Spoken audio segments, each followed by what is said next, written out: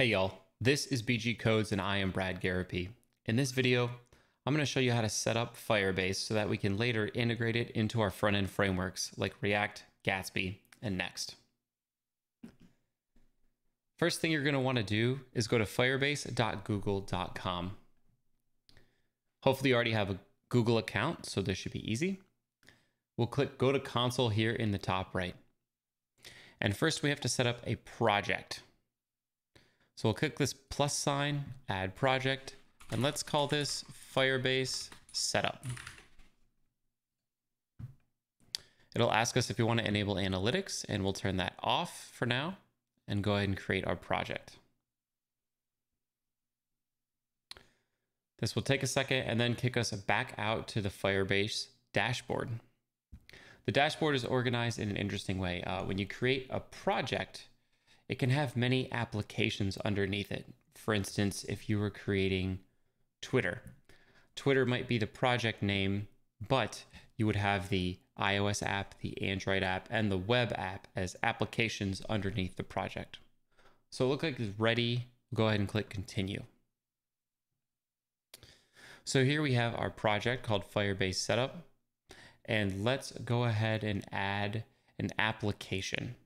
And because we're going to be integrating this with React, we'll go ahead and click Web.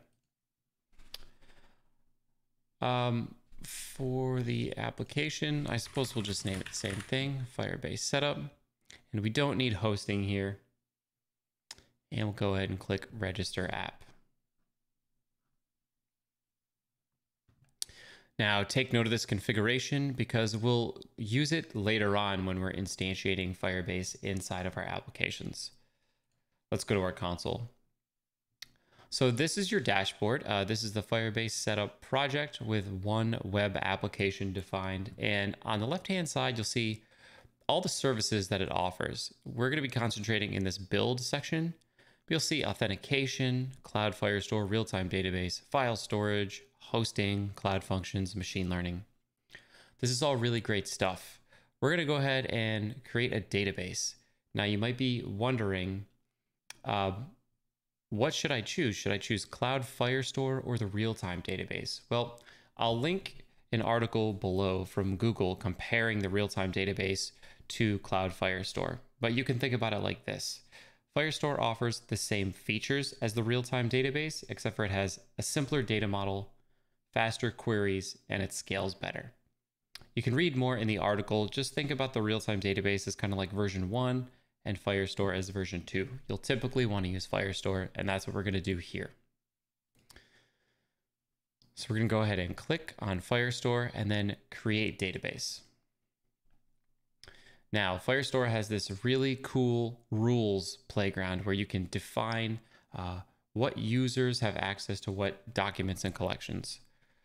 We're going to go ahead and start this in test mode, leaving it wide open so we don't have to worry about that.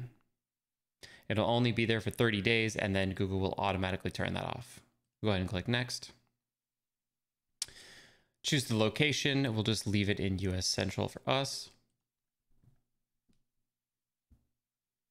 And so this is provisioning your cloud database, your Firestore.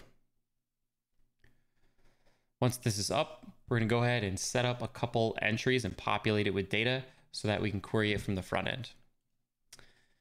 Remember, this is a NoSQL database, so it's a collection of JSON documents. We'll go ahead and start a collection, and let's just make a users collection. Click next. And you can either ID the documents yourself or just click Auto ID, which will generate an ID for you. And think about this as the JSON key being name. They have lots of different types here. We're just going to leave it as a string, and we'll type in my name here, bradgarropy, and we'll save. So now we have one document in our collection. Let's just make a couple more. Again, we'll auto ID, give it the same field name and the value, let's say West Boss. And let's add one more, auto ID. And what's interesting is I don't have to type name here. I can type anything. I can type last name. Because this doesn't have a schema, you can just put whatever information you'd like here. But we'll stick with name. And finally, the value will be Scott Tolinsky. And there we go. We have some initial data populated into our Firestore database. What we're going to do in the next 3 videos is show you how to initialize Firebase in your front-end applications, a plain React application, a Gatsby application, and a Next.js application, and then read the data from Firestore. So I'll see you all in the next videos.